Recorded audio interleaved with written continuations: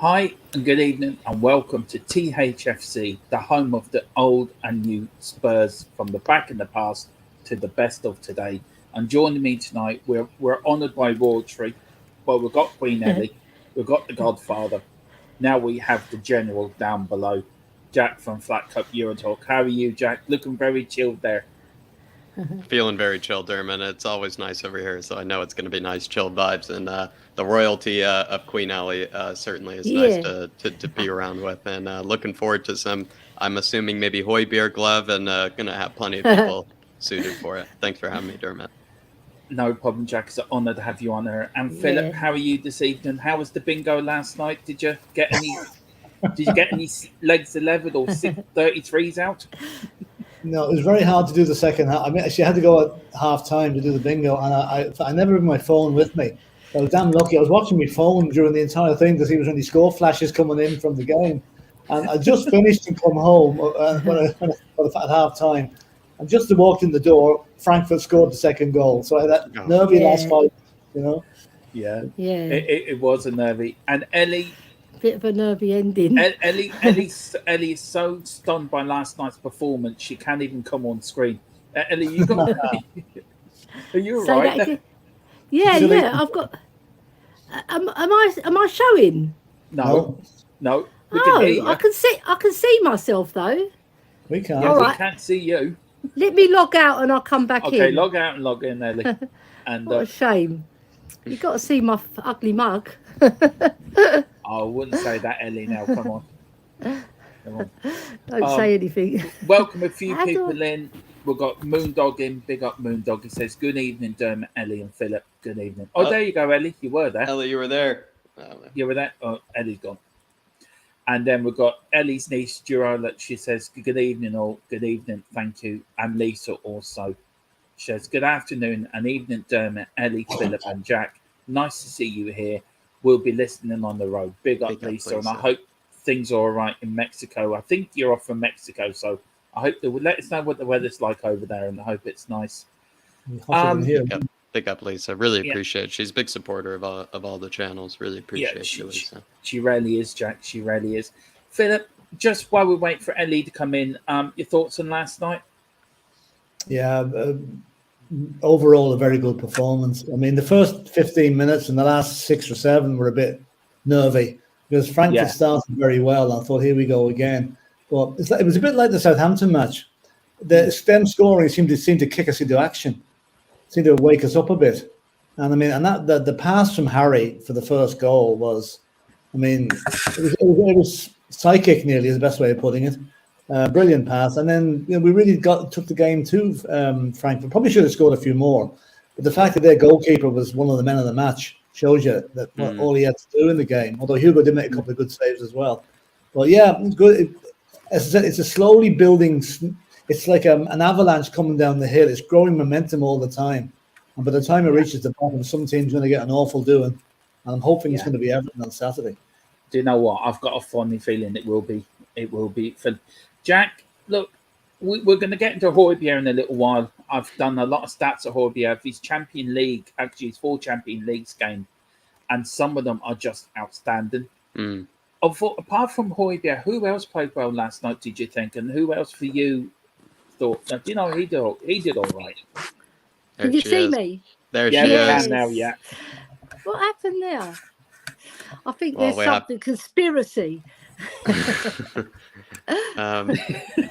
Trying to hide you. They're trying to hide you, Ellie. They don't want you to talk the love about Højbjerg later. But I know. So we're going to have to talk about someone else for the time being, says Dermot. And I feel like for the most part, everyone really played.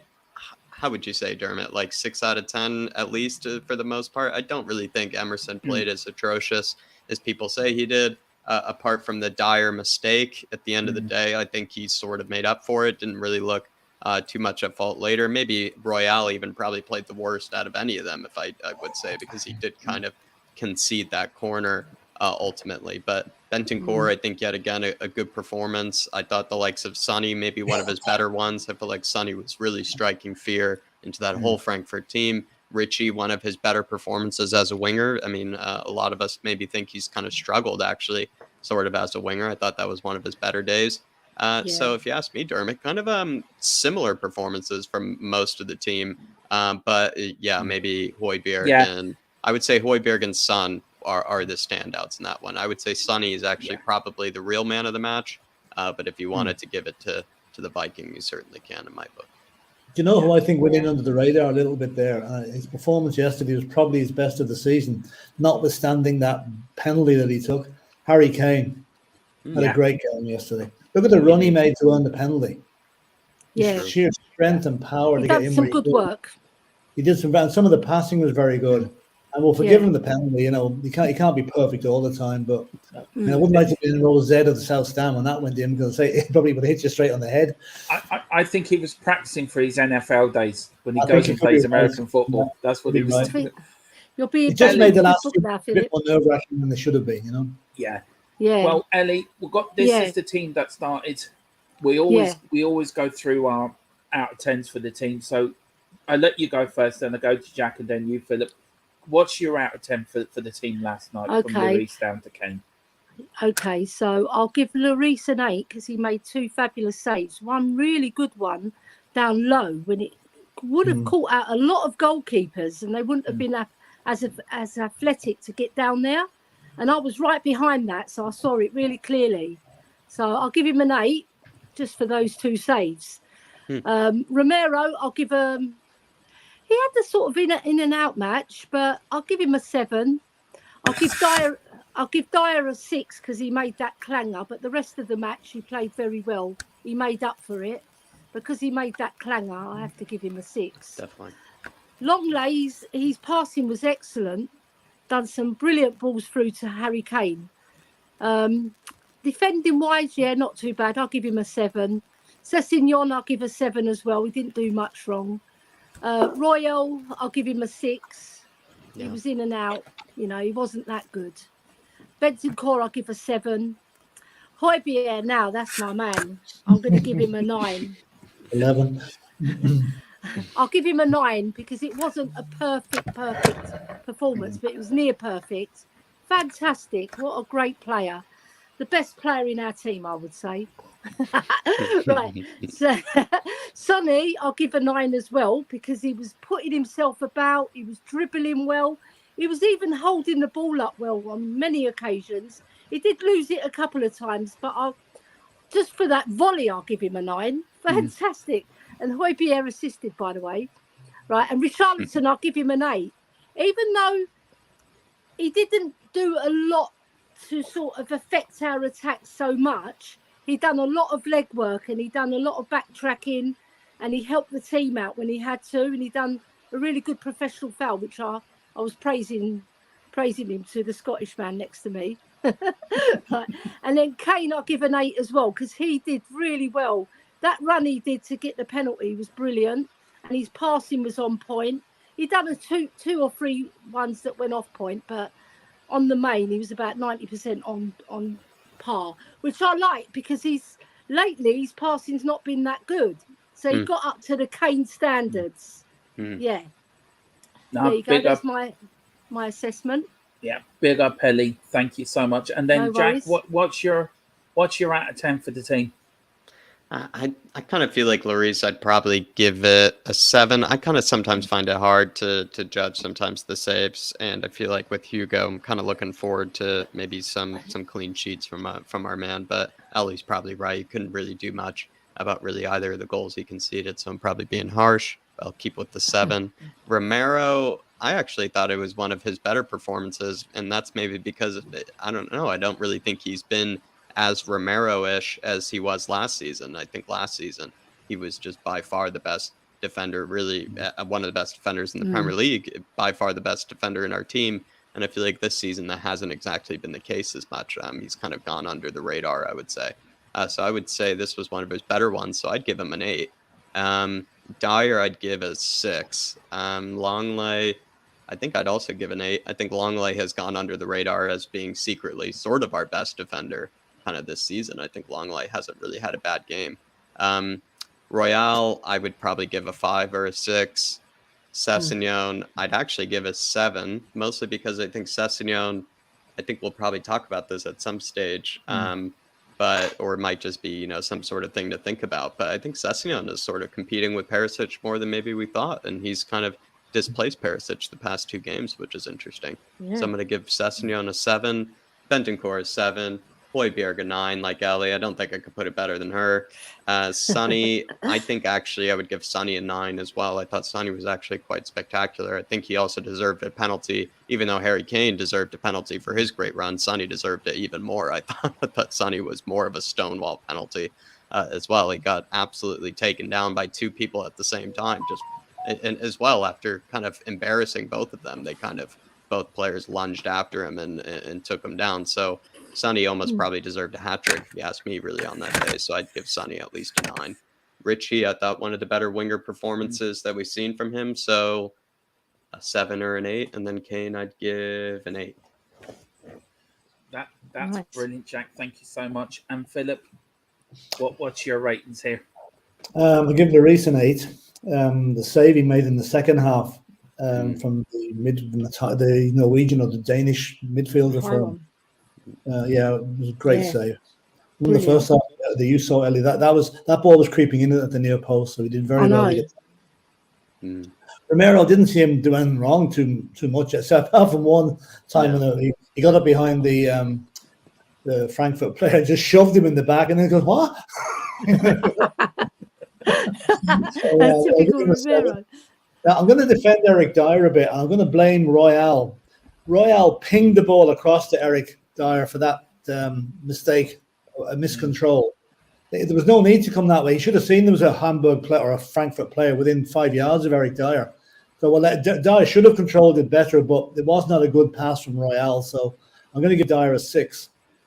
Longley 7. He did nothing wrong. His passing was very good. Sessegnon, that young lad is growing into the team. I think you're quite right, Jack. Perisic has got a game on his hand now to get back into that side. Surprisingly. He played very well, Sessegnon, so give him a 7 as well. Bentancur is becoming one of the most reliable players in the team. He does everything he's paid to do, and is without being flashy or here's me and look how good I am. He just does his job and gets on with it. Again, 7. Højbjerg, 9.5. Best game I've seen in Spurs ever. Come on. Royale, again, running up blind alleys, not going by his man. And I'll dock him a point for that pass to Dyer, so I'm only giving him a 5. Yeah. Son is getting back to the Son we love and know what he can do. I mean, he terrorized that defense last night. They were scared stiff of him. So I give Son a 9. Richarlison did one. He was very steady, consistent. He did one brilliant thing. He wrestled with the Frankfurt player on the right hand side, and put the ball on the plate for Sessegnon. And I have to say, it was a brilliant save by Kevin Trapp. He just stuck his hand up and deflected the ball wide. That move deserved a goal. So I'm going to give him a 7. And Harry Kane, the only blot on Harry Kane's landscape yesterday was the penalty, and he'll be really annoyed by doing that. Because he put the team under pressure for the last few minutes.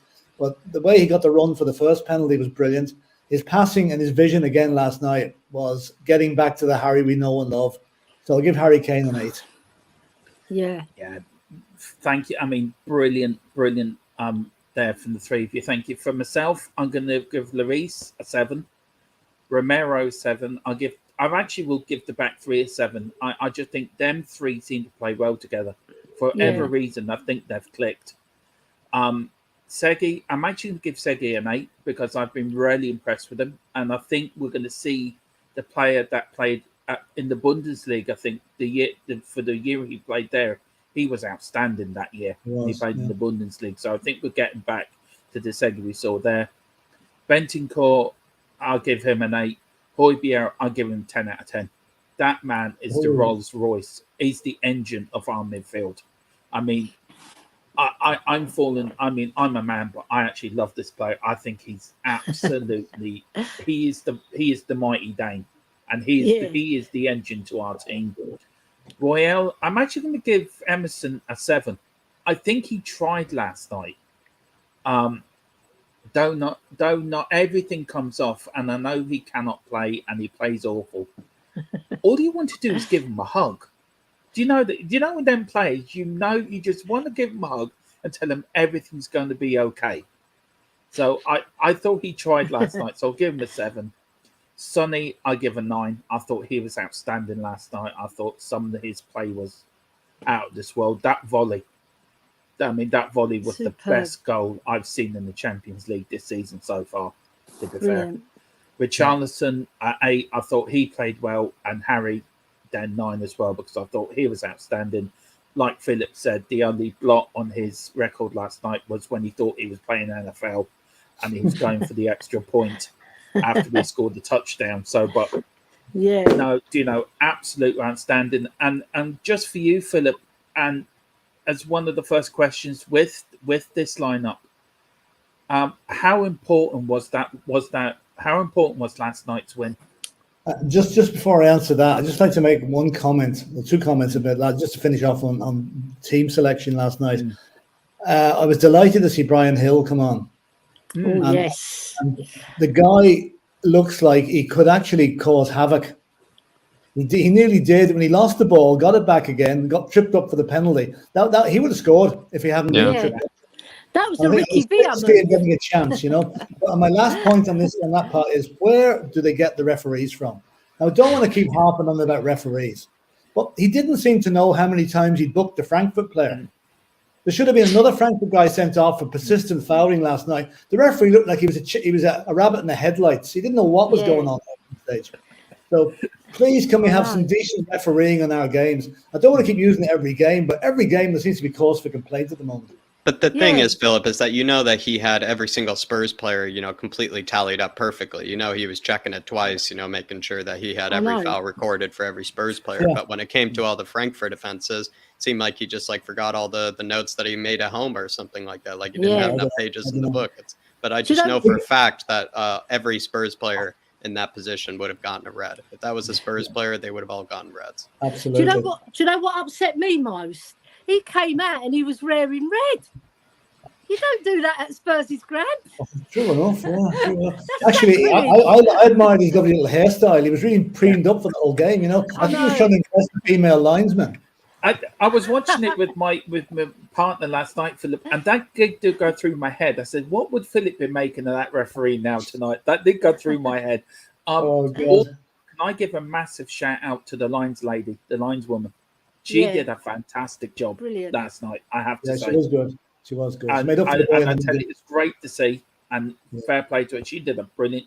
She'd done a better job than most of the linesmen in the Premier League do. To be fair. But anyway, how important was the win last night? It was very important. Was last night? Very, very important. If we drawn last night, it still wouldn't be the end of the road. But it wouldn't be. It'd make the last two games very difficult. Now we've got Sporting Lisbon coming up in 2 weeks, and boy, do we owe them one. We owe them one from that first game, and they've slipped up a lot recently. So I think, in fact, they had, I think, 2 players sent off last night. And they're still missing their goalkeeper that was sent off last week or the week before, whenever it was. So I think we possibly win against Sporting in 2 weeks' time. And I think we're going to top the group. That's how important last night's game was. Yeah. And I just want to say big up to Chris. Chris, one of our other members. Big up to, I hope I get this right, Dick Schmelt Aaron. Big up. Never seen you before, so big up. So welcome to the chat. Brilliant and also, name. I want to say welcome also to Nick Cookland as well. Never seen you before, so welcome up. He says, Ethan, guys and girls, good performance, getting better with every game. When we click, some teams are going to get a beating. Kane looks so much fitter than last season. Absolutely spot on, Nick, and thank you for joining us, and I hope you enjoyed the stream. Ellie, I'll actually go Jack. How important was last night's win? I think it was pretty simple. Had we maybe gotten a point, what would we be on 5 points and instead of 7 at this moment in time? I think we wouldn't be able to be nice and comfortable. I think if we win this next game against Sporting Lisbon, like Philip was saying, I think we're well and qualified, top of the group, basically, or at least we ensure our qualification. Had we gotten a point or basically played the same way and gotten the same result we did originally out in Frankfurt, I think we'd be kind of in a very kind of sketchy position. We'd be on 5 points. I think Marseille would be ahead of us. I believe Sporting would still be ahead of us if that would be the case, and would be us and Frankfurt kind of at the bottom when you look at it. So it would have been a very sort of kind of tricky affair there. It's actually what's funny about that Marseille win is that it would have been nice maybe had they drawn probably with Sporting. I think that's kind of what we all wanted to see, because then it would have maybe ensured that Sporting and Tottenham do kind of go ahead. But I would say if Spurs did end up dropping 2 points there and getting only a point out of it, would have made it a very tricky position for us to be in, even if we had that next home game right afterwards, because Marseille would have then found themselves at the top of the group, and then Sporting would have been at the top of the group. I think it's important we win this group. Second place in the group is a bit of a minefield in this season's Champions League. We could end up playing Real Madrid or PSG or Bayern Munich or someone like that, So we really need to win the group to get I won't say easy, but an easier knockout game in the last 16. Yeah. I mean, there's the group, guys. Tottenham are both with 7 points, Marseille with 6, Sporting with 6, and Frankfurt with 4. Ellie, I'll start with you. I mean, we look comfortable. If we now beat Sporting at home next week, we're home and dry, aren't we, really? Yeah, we are. And it shouldn't be too hard to beat them, because they got thumped by Marseille. You don't know, though, because they'll come and they'll try and play a cagey game, I think. Because remember, they've only got 6 points, so they're not going to... I think they'll come and set their stall out against us and try and frustrate us, right? So we've got to be the bigger person on the pitch, and try and manoeuvre ourselves to get pole position so that we actually get the 3 points. Once we've got those 3 points, I think it's plain sailing from there, because we've basically put out Sporting by beating them. They can still get second, but we've made our place at the top more secure. And like Philip said, it's very, very important that we finish top so that we can play the weaker side, in the next round. So I just hope we thump them, because when they got those 2 goals right at the death, I was so disappointed, because we could have easily won that game. You know, they're there for the beating. Just put it that way. Yeah, I mean, guys, look. I think if we get a win at Sporting next week, and we beat them at home, and then get a point away at Marseille, I think that should be enough, quite comfortably, to win the group. Because I can see the other teams beating each other or taking points off each other. Yeah. So I think having that point advantage is very, very important. I think at this stage of the group, because it's a very open group. Any one of them 4 teams in that group can qualify. Yeah.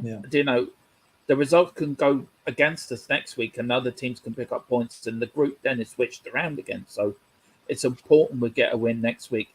Philip, then I go to you with Jack with this. Look, we're playing Sporting next week, Philip. How important is it that we go in with the same mentality as we did last night and say, right, we need 3 points here? Yeah, it has to. I mean, we're in the process of turning the stadium into a fortress this season. I think that's 6 matches on the trot now we've won there. And if you go back to last season, it's 8 or 9 on the trot. Yeah. You know, we haven't dropped any points at home. So I think, or else lost matches. I think it's important to create the Fortress White Hart Lane, or Google Stadium, whatever it's going to be called in the future. Really be the same mentality that we brought into from about minute 20 last night. Now, if we can bring it back to the start, it'd be even better. Because I think we're starting games a little bit too slowly at times, and that you know, a team like Frankfurt took advantage of that yesterday. Okay, albeit by a mistake, but we need to get at them from minute 1. You know, lay down a marker that we're at home, we're going to dictate the terms and the pace of this game, and you're there to keep us out. So that's the way it should be, and I think that's the way it will be. And it's an ideal opponent at the weekend in Everton. I mean, I watched Everton play Man United the other day, and United aren't great, but they beat Everton. You know, I think we can think back to what we did to them last season, 5-0. And imagine the confidence a result like that would give on Saturday, going into the tough away game at Man United the following Wednesday. So that's I think each game that goes along the last few weeks, we've been getting better and better and better. And it's going to reach the peak sometime soon. Yeah. I mean, we have the legend that he is a stats man. Jack is the original stats legend. Izan, you know, it's the stats lad. He is the stat. But Jack, I've got some stats here. Maybe you can talk us through the little bit of stats, you know, from the game. I know this is Philip's favourite part of the show on the post-match shows. He loves doing the stats. He really does. But Jack, I mean, he falls asleep. But it was yesterday, UEFA Champions League Group D, Tottenham Hotspur Stadium, 55,180 there. That's disappointing. On. Yeah, that's what I was going to say, Philip. It's quite low, isn't it? I think the ticket prices were probably too expensive. What were the ticket prices, Ellie? Well, I got mine for £20, so that was all right. But I know somebody at the club that can get it for that cost. I had heard, Philip, there's a bit of He's not another ex-player, is he? No. No, it's actually a lady who used to be my manager. Do you know what, Philip? Mickey Hazard the other night, I saw him a bit of a twinkle in his eye. I think there was something that we didn't know about.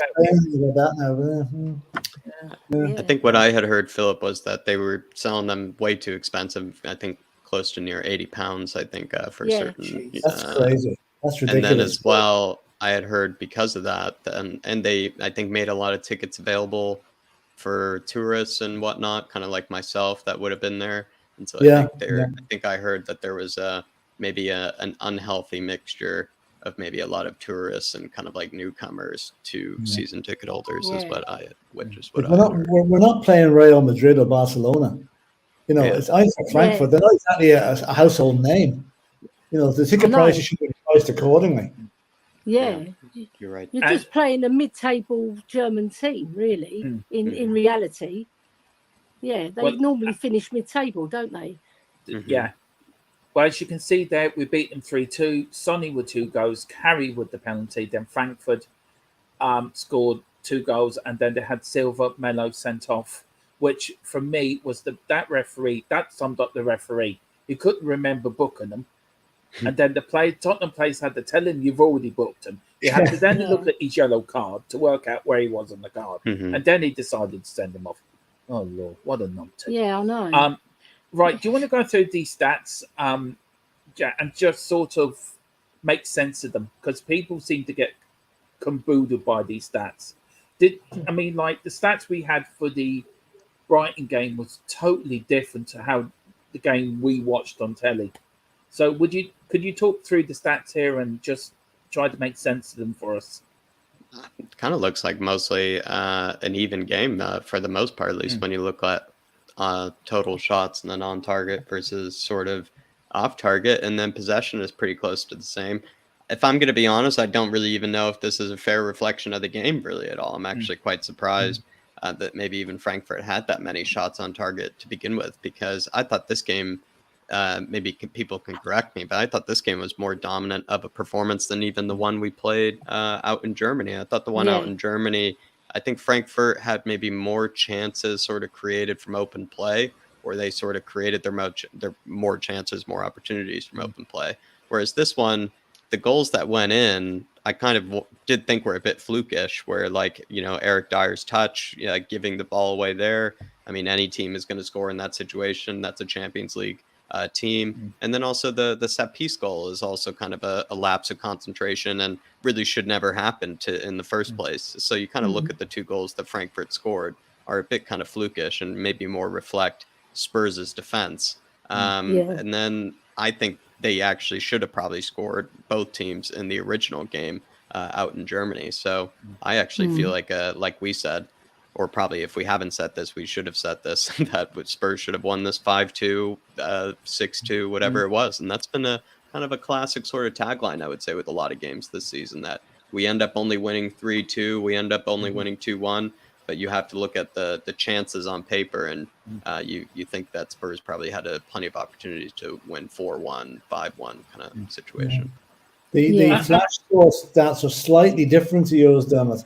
I'll just read them out. Yeah, that's fine. I got these off Sky Sports, off your favourite channel, by the way. They'll get it wrong anyway. Goal attempts, they've got 12 against 11. Right, so we have 11-11. Shots on goal, 9 against 6. And possession, 52-48, which is fairly right there. Yeah, about right.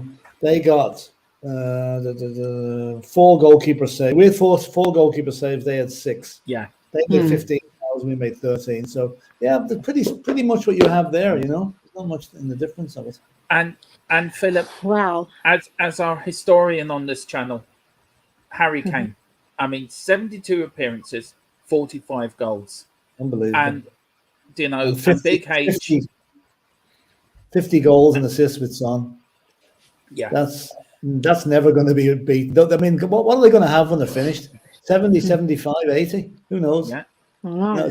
And the question here I've got like on Harry Kane is, look, he's Harry Kane scored his 45th goal in Europe last night. Is he our Jimmy Greaves? Is he? You know, you've seen Jimmy Greaves play, where I'm you know, see Jimmy Greaves on the telly, that man just floated on grass. If Jimmy Greaves was around at the moment playing on the pitches that we have today with the ball, you know, the lighter ball and the light boots and whatever, Jimmy Greaves they wouldn't be talking about Haaland being the best striker. They'd be talking about Jimmy Greaves. He'd be 50 goals a season, no problem. Now Harry Kane is, you know, I still think that all this raving about Erling Haaland being this, that, and the other, Harry Kane is still a better striker, a better player than Haaland. Haaland might put the ball, but he does nothing else. That's it. He does no midfield work back. He doesn't track back. He's literally he's like one of these specialist players in the NFL. He comes on for one thing only, to score goals. Whereas Harry Kane makes goals, scores goals, contributes in defense, does everything. So he's our present day Jimmy Greaves. We are so lucky to have him, really. And I mean, and such a modest, nice, no airs and graces about him, no ego trips, you know, no flashy silver like Aubameyang had for Arsenal, flashy cars driving up to training, or Dele Alli turning up in a Rolls Royce at training. None of that. No. He's just he's our Harry. That's basically all I can say. Yeah, and long may it continue. Yeah, Ellie, look, Harry Kane, probably one of the most prolific strikers in a generation. Brilliant. And we're so lucky. We've been so blessed with great strikers. Jimmy Greaves, Martin Shivers, Gary Lineker for the few years he was with us. Harry Kane. I mean, in the ranks of all-time great strikers, where does Harry Kane rank in the list of all-time great strikers? Right up there with Jimmy Greaves, I would say. But you know who he reminds me more of? Teddy Sheringham. Because Teddy Sheringham, very intelligent footballer. And he's Harry Kane is very clever because he knows that he can't do what he used to do, say, 5 years ago. So what he does, he drops deep to pick up the ball. So he doesn't just drop deep because we're struggling in midfield. He drops deep because he likes it. He likes to be the centre of attention. He likes to get the ball. He likes to do the passes, and he's fantastic at it. He loves putting Sonny in. You see the joy on his face when Sonny scored one from a through pass that he's done, and he's a very intelligent footballer, and he brings everybody into play. That's what I like. He's not selfish. So all these attributes are fantastic. You can't teach that. You have to have a mentality to be unselfish, and that's what he's got. And I love him with all my heart. He's one of our own, and I would put him up on a pedestal with Jimmy Greaves. Different player, but he can be just as good in terms of goal scoring and goal assists. Jimmy Greaves never used to be as good as him. So he's an all-round striker, like Philip said.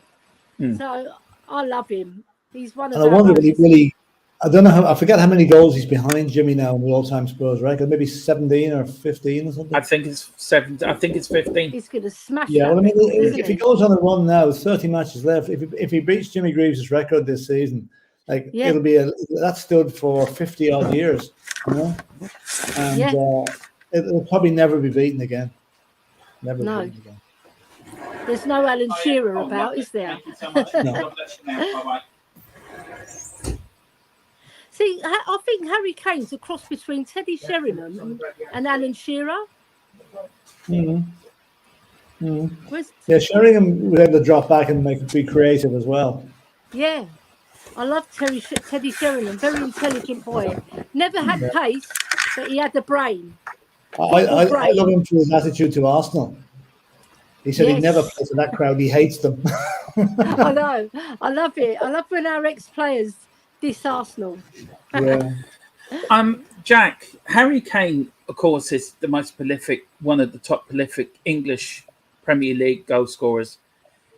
You're very big on your European football. Where does he rank in Europe? Where does he rank on the European stage? I think he's kind of secretly just been the best for a very, very long time. If anything, if he were playing for the Real Madrids or the Bayern Munichs of the world, he'd be undoubtedly, I think, the best. I think it's just the fact that he has played for some pretty average Tottenham Hotspur teams that he doesn't get the recognition that he does. I kind of always think sort of the opposite when kind of a player that is exceptional, that's sort of uplifting a team that can be quite average. I think that is more impressive sometimes than being an exceptional player in an exceptional team. Like, I think with Lewandowski sort of records, after a while, it's sort of, I don't know, you kind of thought it really wasn't all that, like, it is impressive, but you kind of think like Harry Kane would, I think, easily be able to do the exact same thing if he were playing out in the Bundesliga and playing for a Bayern Munich at the time. I think with the likes of Benzema, who really did have, I must say, a pretty spectacular, maybe, I don't know, what probably made Benzema's more kind of spectacular was probably how clutch he was and kind of those European nights where maybe Harry Kane isn't known for being the best on, like, you know, showing up on the big European nights, where clearly Benzema is kind of lives for those sort of moments. But I think technically, ability wise, really goal scoring wise, definitely creative wise, I think he's always kind of been the best, Dermot. I'm trying to think to when maybe he wasn't, because it sort of racks my mind. Maybe during the days of Ronaldo, when Ronaldo was really at his height, you would probably say that maybe then Harry Kane wasn't nearly up there, you could say. But I don't know. I've always thought, I think Harry Kane has sort of secretly been the best, and that's probably just because he's been with us for so long that no one really gives him that respect. Brilliant answer, Jack. Thank you so much. Philip, look, I'm going for your history here and what you know all the games you've seen, out of all the strikers you've seen in your lifetime, and you've seen the likes of Jimmy Greaves and Shivers, where does Harry Kane rank with all the strikers you've seen in your lifetime? Well, when he beats Jimmy Greaves' record, he'll be the best. Because to beat Jimmy Greaves' record, you have to be exceptional. At the moment, I still think Jimmy Greaves is the best striker I've seen. I'm basing that mainly on the number of goals scored. But once Harry overtakes him, it'll be Harry be the one, because he'll have earned his position as the best striker Spurs ever had. And that's not just down to his scoring. Isn't Greaves' ratio pretty exceptional? Isn't Greaves' ratio pretty exceptional? Of Oh, goals it was 200 and whatever, 360 games or something like that. I forget the exact number. I think it's even better than Kane's, even though Yeah. Kane It would be. But then again, he was playing, probably there was no such thing as pressing in the Greaves' day. You know, it was the football was a good bit more open. Yeah. And it was more like, I remember one Boxing Day, and I think it was Stevens' day in 1963 or 64. Every game had a minimum of 5 goals in it. Wow. Yeah. There was 5-all draws. There was 4-all draws. You don't see that anymore. You know, No. except maybe the Manchester City play. But you know, it's he's playing in a different era. And at that point, you've got to make allowances for the heavy pitches, the heavy ball, the clogs, the boots they used to wear, and the fact that the fullbacks could get away with murder in those days. I mean, some of the tackles they put in, Jimmy Greaves had to put up, it'd be done for GBH today. You know, so it's a different era. It's a different era. But Harry, I just hope Harry Kane is with us long enough that he beats that record. I think I don't think he'll ever leave Spurs until he's done it, because I get that close and then move somewhere else. Has there ever been a time, Philip or Ellie or Dermot, this might be a silly question, has there ever been a time when you've had two of the Spurs' kind of all-time goal scorers playing in the same team, kind of in the same time in their sort of prime? Because I think Sonny, I don't know where he ranks. I think he's like 8th or 9th maybe, or 7th or wherever he ranks in all-time Spurs goal scoring. So has there ever been a partnership like that, or like two players playing in the same Spurs team that are up there in the goal scoring charts? Yeah, Like, there is. Alan Gilzean and Jimmy Greaves and Teddy Sheringham and Jurgen Klinsmann. Oh, there you go. Teddy Sheringham and Klinsmann, obviously. Me personally, I loved Keane and Berbatov. They were absolutely brilliant together. I loved them because I loved Robbie Keane anyway. Then Berbatov came in with his silky, lazy style, right? And he was superb. His technique on point. That's why Manchester United wanted him, because his technique. But he had that lazy style. And I remember Rio Ferdinand calling him out on a show, on a documentary he done. He said his work ethic wasn't there, so he had the right go at him. The skinny and Dombele. Yeah. Yeah, that's right. But at Spurs, he could get away with it, but Man United, he couldn't. For myself, it would be Graf Crooks and Steve Archibald in the early 80s for me. Very good. Them two together were just on it. And just to go on your point in Jimmy Greaves, I've got it here for you, Philip. He will it come up? Yeah, come up now. Between 1961 to 1970, 321 appearances and 220 goals. That's some ratio. Amazing. Some ratio. And this is actually his full footballing record from the start, from Chelsea to Barnet. 579 appearances and 382 goals. And Jimmy would have missed.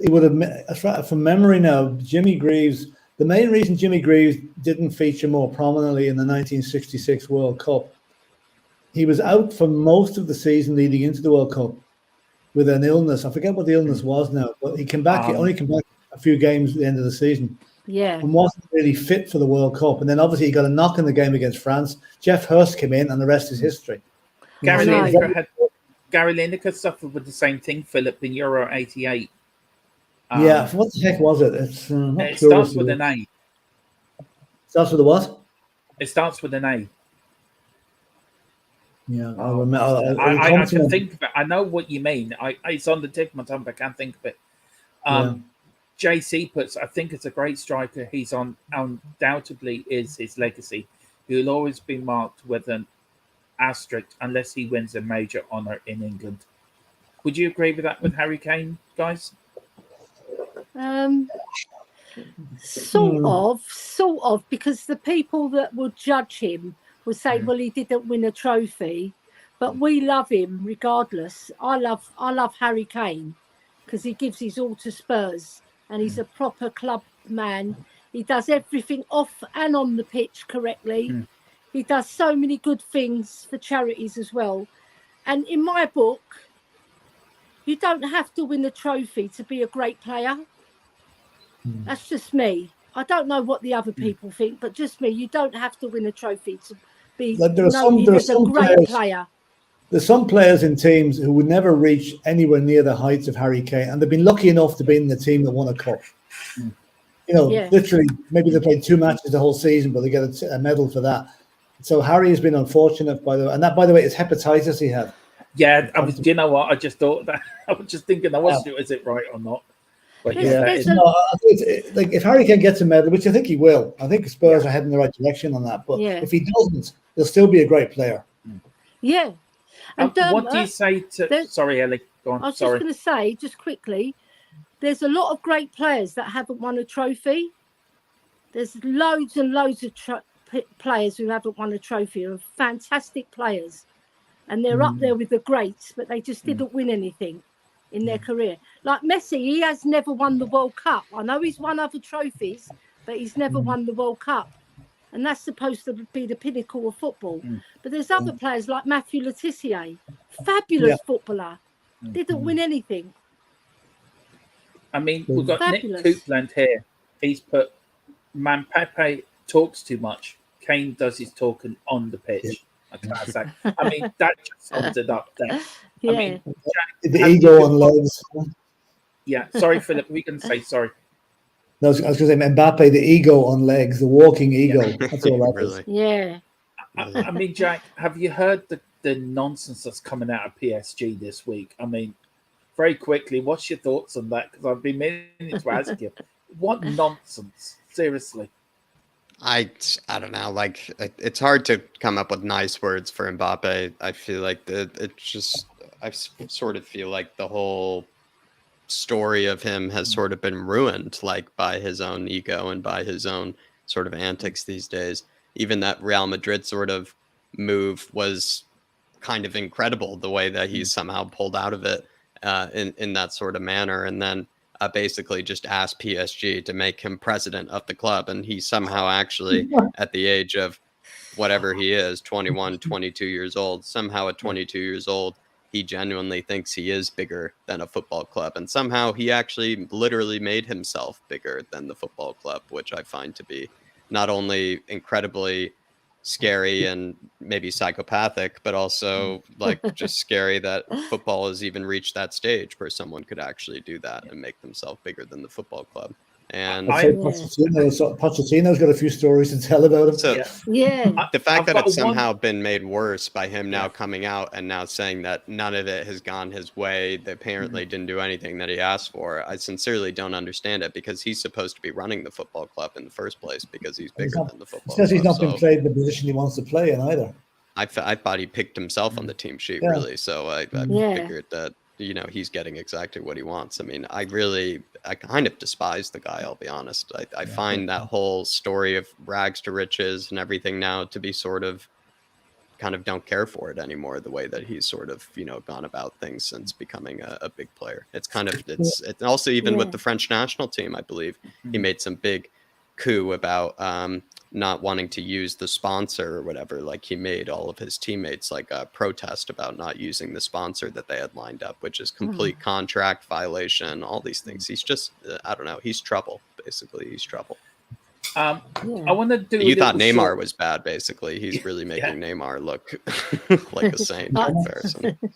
I just want to do a short little poll, and this goes for the guys here and the people in the chat. It's a yes or no. Yeah. Would you have them at Spurs, Jack? No. Sorry. No, that's way. my answer as well. At least we all agree in that. Just I'd say I'll get him a job as a steward on match day. Bring him back down to earth a wee bit. Oh Lord! I'll give him a MYSLEF. Yeah.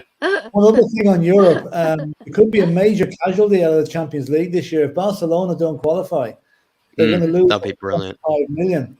And the way their finances are set up at the minute, that could be an absolutely fatal blow to them. Be brilliant. Yeah, it could be. Well, yeah, they're sponsored by Spotify. Isn't that who their stadium spot? Yeah, but they've sold their TV rights for the next God knows how many years at a discount. Yeah. And they got the money in already, you know. So That's right. I don't know. It sounds like a real shit show. Pardon my Greek. It is. I can see them going. Oh, well, I don't know how they're still going. I mean, I thought they were going to the wall in the summer, but how they've done what they've done, I do not know. Wouldn't like to be their bank manager at the moment. Yeah, so would I.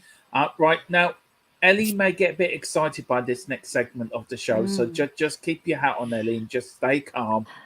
Okay? I was looking for a Højbjerg hat yesterday. Yeah, well, we are going to talk about your favourite player. We're going to talk about Dean Austin. Well, we know you loved it. Oh no, I thought it was going to be Gary Doherty. Yeah. Ginger Pele. Yeah, Ginger. I think he'd be better than the Doherty we got, to be fair. Oh, no. That is. Right. We are going to talk about Mr. Højbjerg. And I've done some stats of his Champions League, 4 games in the Champions League, and they're frightening. They really are just out of this world. I mean, I didn't know a player could run as fast as he can. So that's the question, Ellie, after we do the stats. I mean, and here they are. I'm going to bring them up now for you. The Mighty Dane. I mean, Ellie, he's your favourite player. I mean, look, I mean, these are the stats from his Champions Leagues. I mean, this season. He's played 4 matches. He's assisted 2 goals.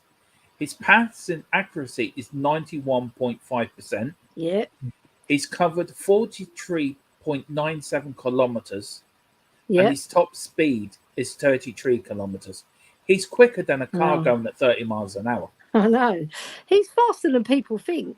But he's a very intelligent footballer.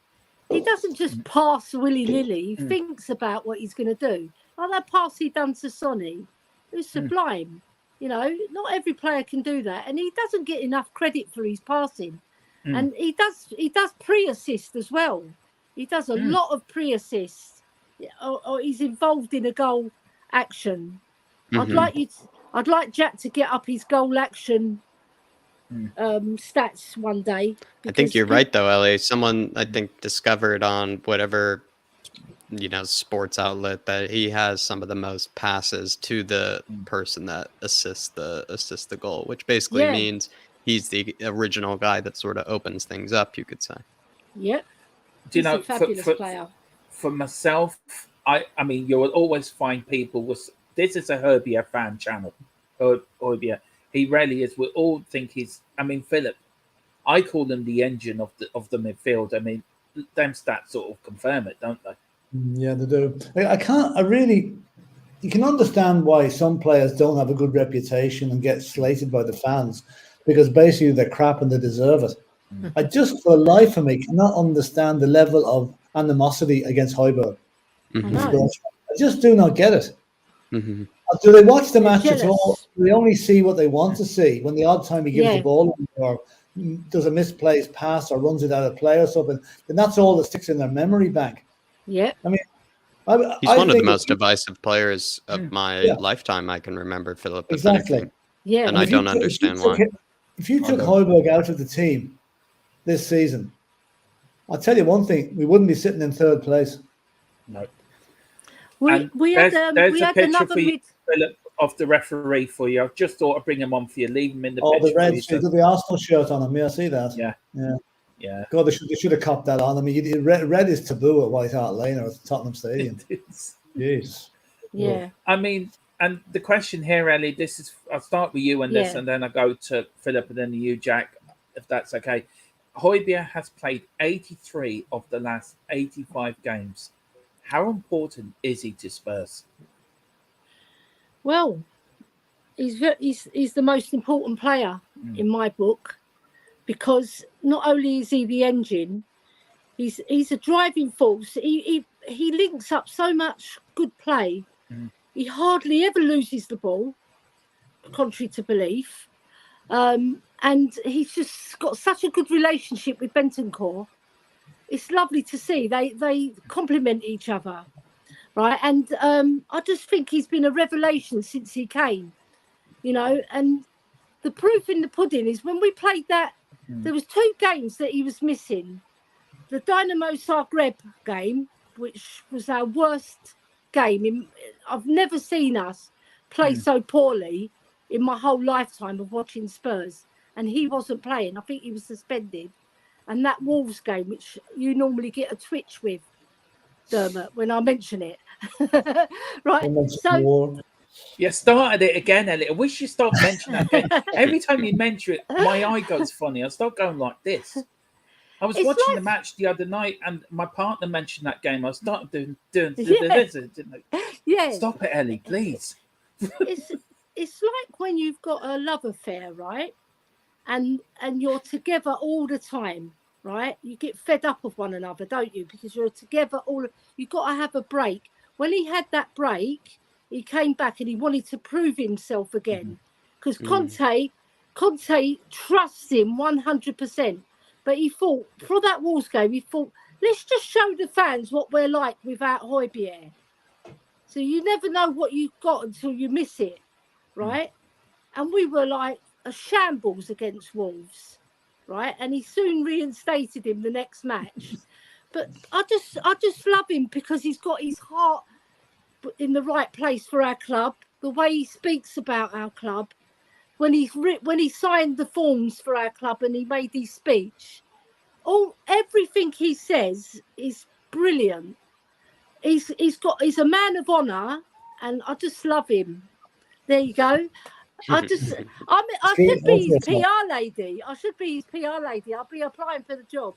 See, I even put you on solo screen there, Ellie, where you were talking about your Højbjerg. I love him. Yeah, I love him. He's such an important part of our team. We've got Hayden here. Big up, Hayden. Thank you. He says, really enjoyed the last 30 minutes of watching you guys. Big up, guys. Thank you so much. It means a hell of a lot. People saying that. And we've got Hasper TV. Please, everyone get over to Hasper tonight.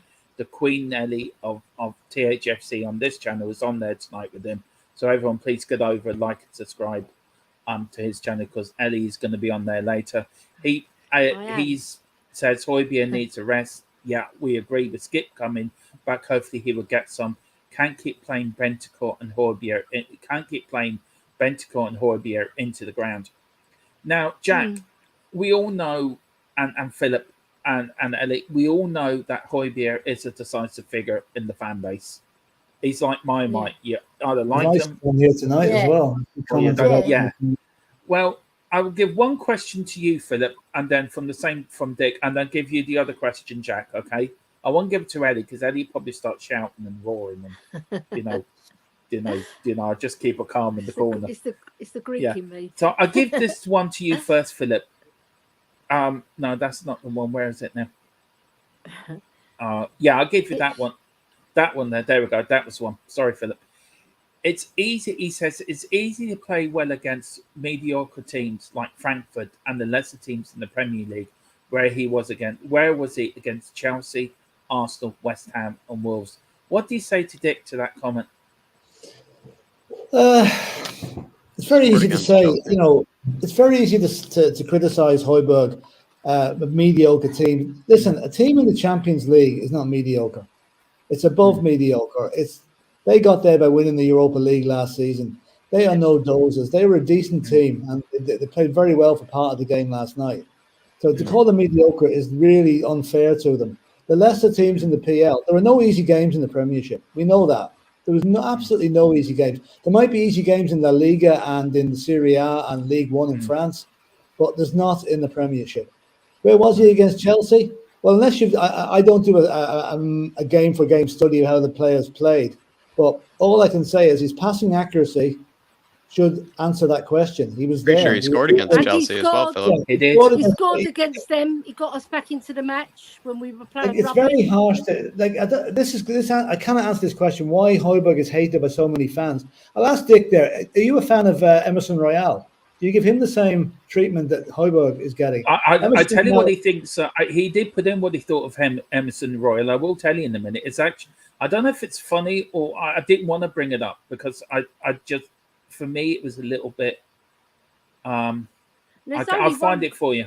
There's only one good team that he's mentioned now. I mean, Højbjerg is one of those midfield players. Okay, if you're watching a match, you tend to watch what the forwards are doing more. You're not looking back to see all off the ball runs. You're not looking back to see what closing down he's doing. And that's what Højbjerg does. He does the dirty work, the hod carrying for the rest of the team. And that is why he is so vital to us. And it's work that's not always spotted. He's not scoring flashy goals like Harry Kane and Son. But I'll tell you one thing. If you took Højbjerg out of that team, it's like taking the gearbox out of a car. It wouldn't work. Yeah. And this is what he said about Royal, Philip. I did find it. He said, Royal is Disney's answer to Goofy and Daffy Duck in one. It was fair enough. That's more accurate.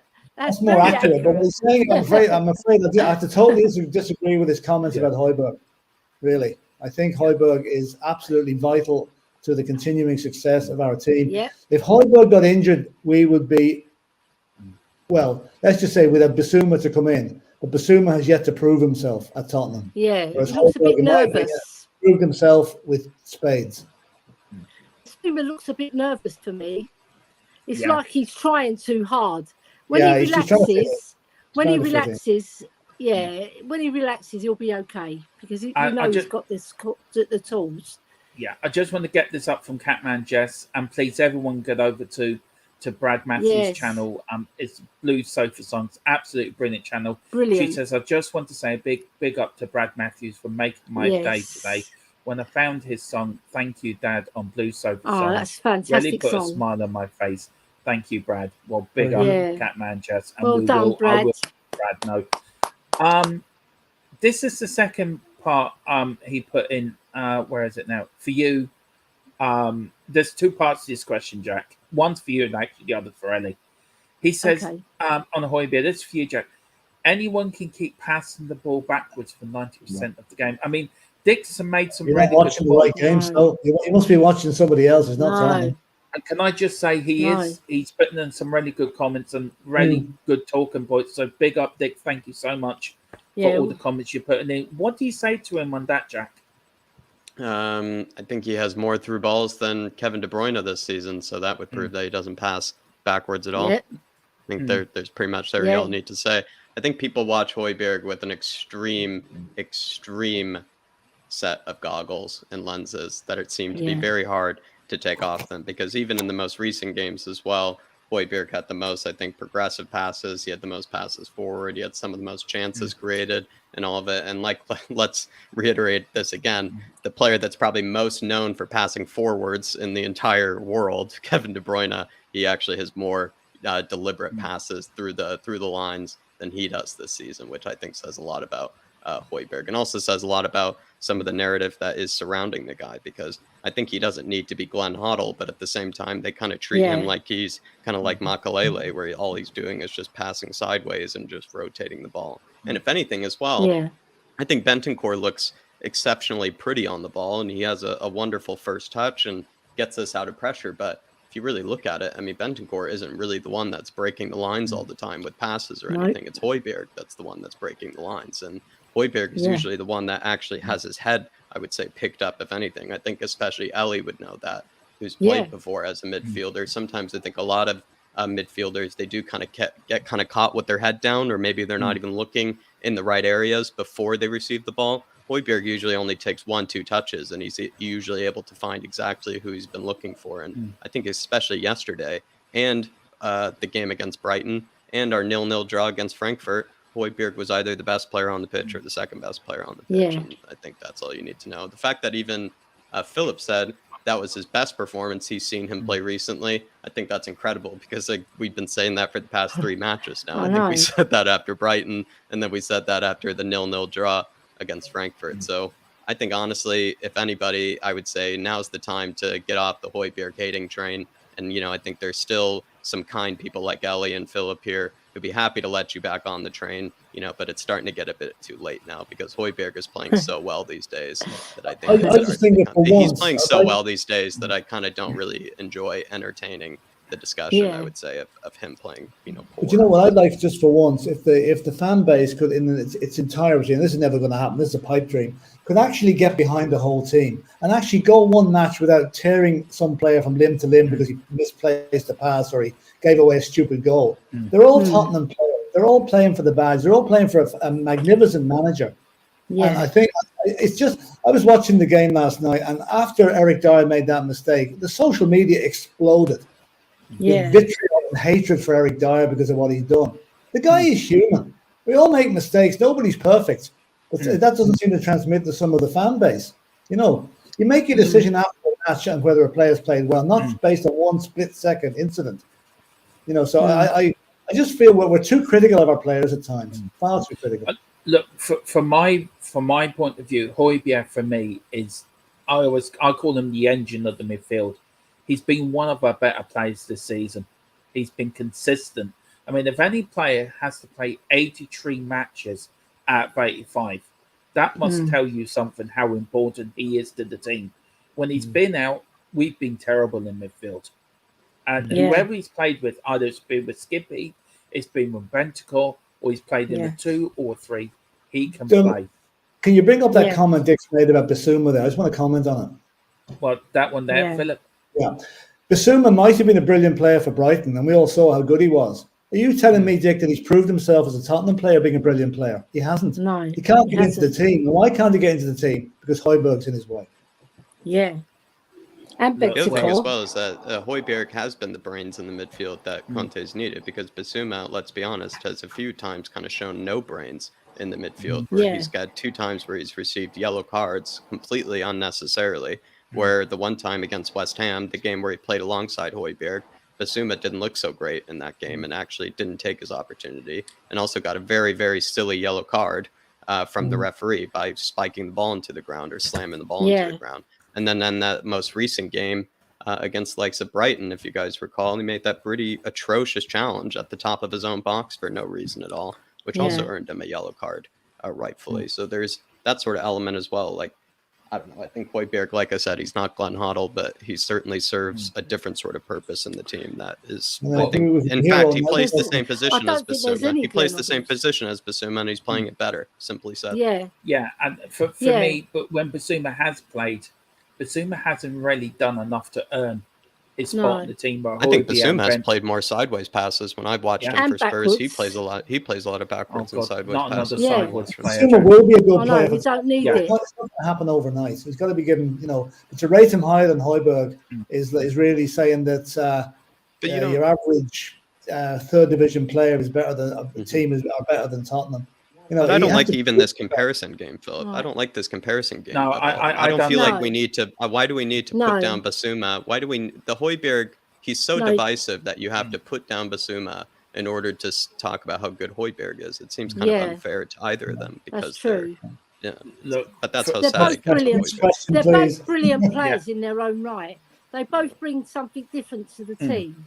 And also with Højbjerg, the reason why Conte plays him is because he gives him a set of instructions. He says, do this, do that, don't do this.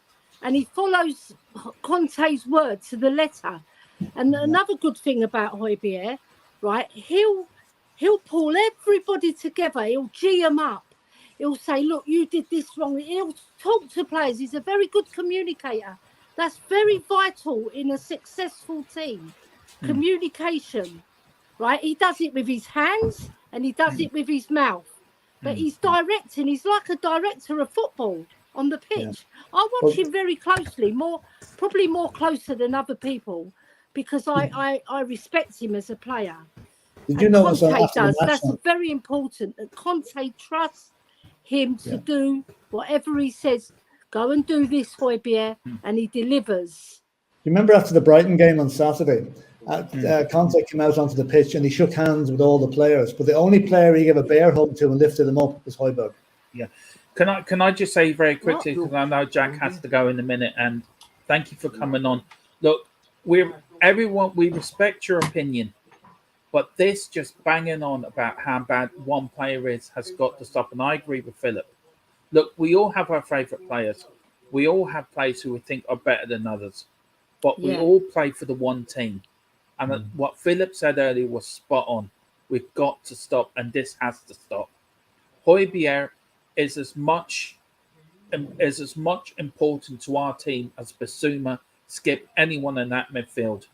And I'm sorry, you'll find myself, you'll find Ellie, you'll find Jack, you'll find Philip, Dave as well on the Irish Hotspur, Jack's co-host as well over there. You'll find many fans, and on here as well, that will back Højbjerg all the way, and we will. But look, you're entitled to your opinion. Your talks, your chats tonight have set up a very discussion between the four of us, and we thank you for that. But let's give these players a chance. We all support the team at the end of the day, and as JC say, I love got this. their own This is opinion. spot on. He said, "Let's move the chat on." Next question, please. Look, before we move on very quickly, Jack, I know you have to shoot up because you've got a show at 9. We are going to finish very soon because we've got Phillips on the Irish Hotspur tonight as well. He's on there. So, did you put the link in the private chat there, Jack? I did for you, Dermot. And thanks, Ellie and Dermot and Philip for having me. Hopefully, we can do this again It's all soon. right. Yeah, we love you, Jack. You're a breath of fresh air, and you're so good on the stats, and you're just a good speaker. You're very intelligent. I enjoyed all the other stuff we had to say. We got to the Højbjerg stuff at the end, so we saved the dessert for last. Clearly, well, and there's the link, Jack. Appreciate you. Very quickly, you are the mothership to this channel, you and Dave. If it wasn't for you, we wouldn't be here. So we owe you a debt of gratitude, you and Jack. Look, what's coming up on the Irish Hotspur and what's coming up on Flat Cup Euro Talk? We're going to have a great conversation with Philip in due course in 30-ish, 40-ish minutes time. Plenty of things to talk about, I think, after that Eintracht game. And then on Flat Cup, I think eventually there's going to be a video put out. I was actually about to do one.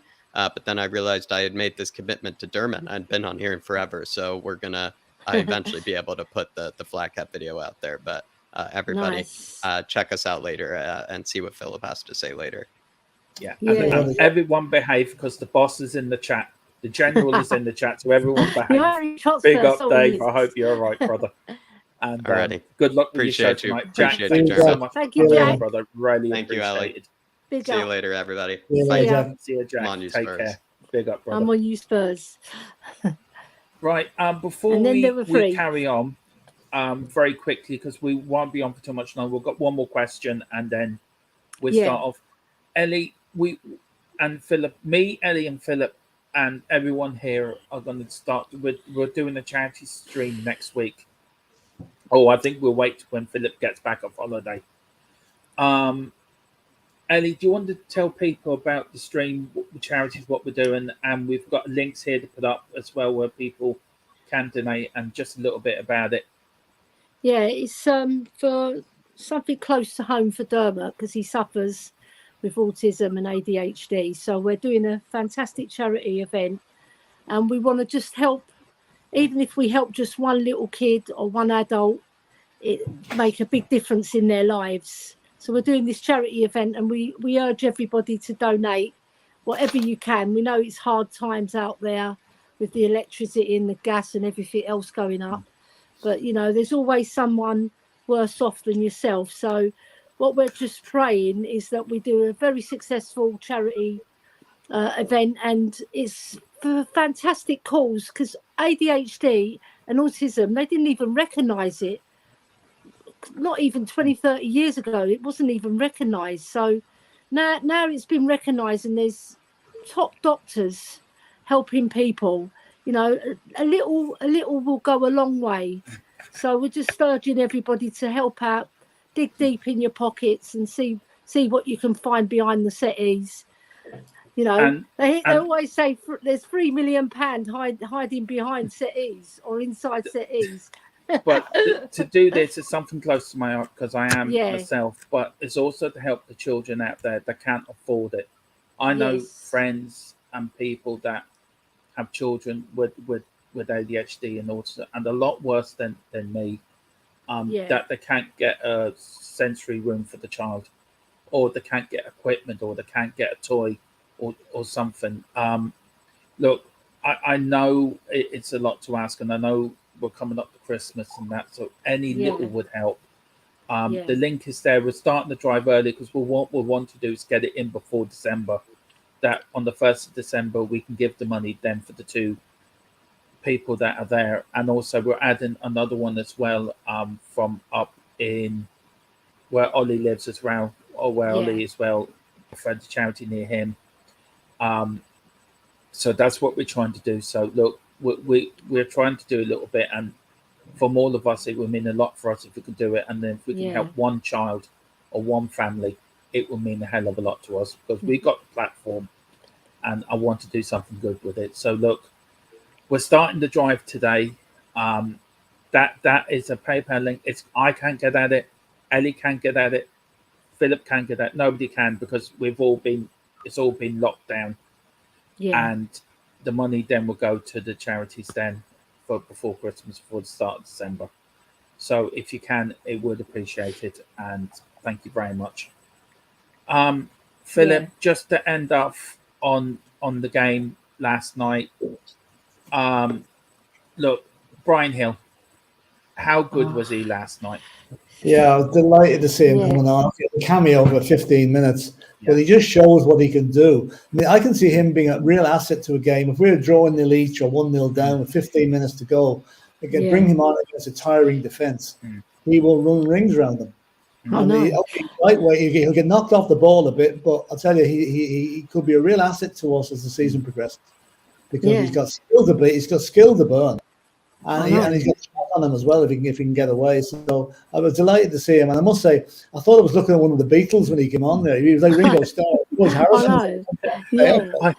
I also forgot to say very quickly, if you want to become a Patreon member, you can. The link's there.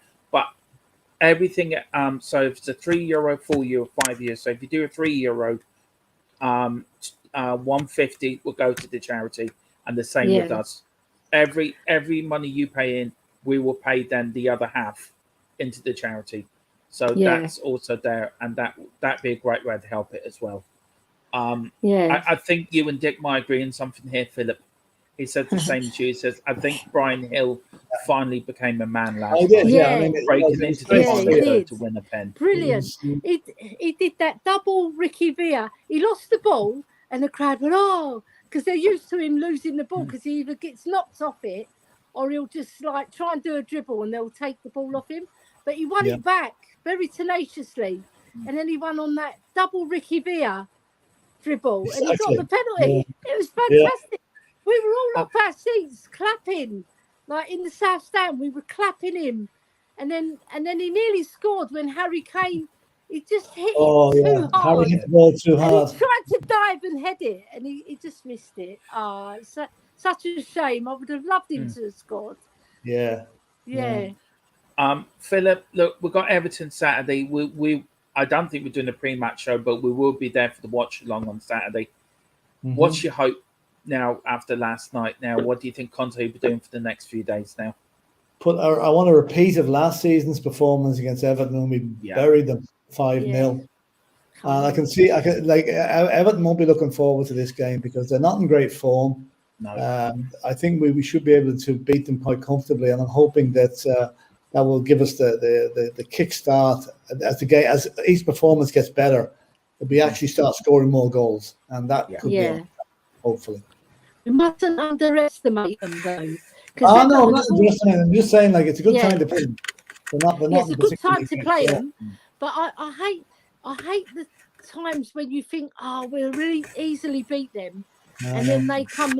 I don't, because Frank Lampard's a Chelsea man as well, so he'll have a bee in his body over that 5-0 defeat from last season. So he'll be geeing up his troops to come out on that pitch.